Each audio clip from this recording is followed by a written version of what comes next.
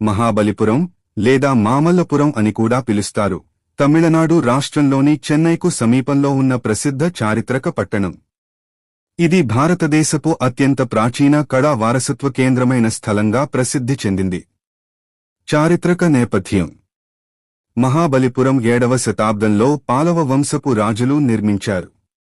ముఖ్యంగా నరసింహవర్మన్ ప్రథముడు మామల్ల పాలవ రాజు కాలంలో ఈ నగరం అభివృద్ధి చెందింది. అందుకే దీనికి మామల్లపురం అని పేరు వచ్చింది. తరువాత కాలంలో ఇది మహాబలిపురంగా ప్రాచుర్యం పొందింది.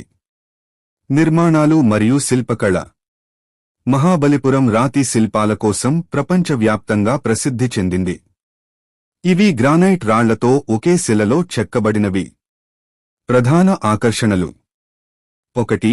పంచరథాలు 5 రథాస్ 5 రథాలు 5 పాండవులను సూచిస్తాయి. ధర్మరాజ, భీమ, అర్జున, నకుల, సహదేవ రథాలు.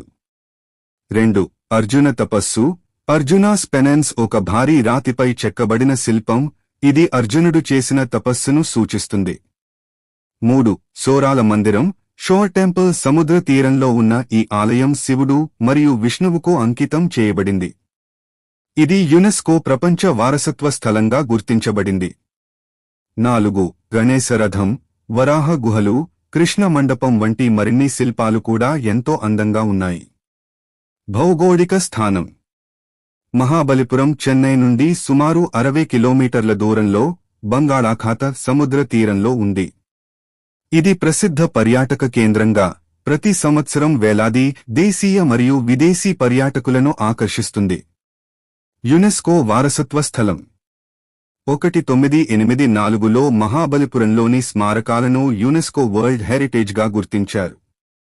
మొత్తానికి మహాబలిపురం భారతీయ శిల్పకళ, దేవాలయ నిర్మాణం మరియు సంస్కృతికి గొప్ప నిదర్శనం. ఇది మన పూర్వీకుల కళా ప్రతిభకు ప్రతీకగా నిలుస్తోంది.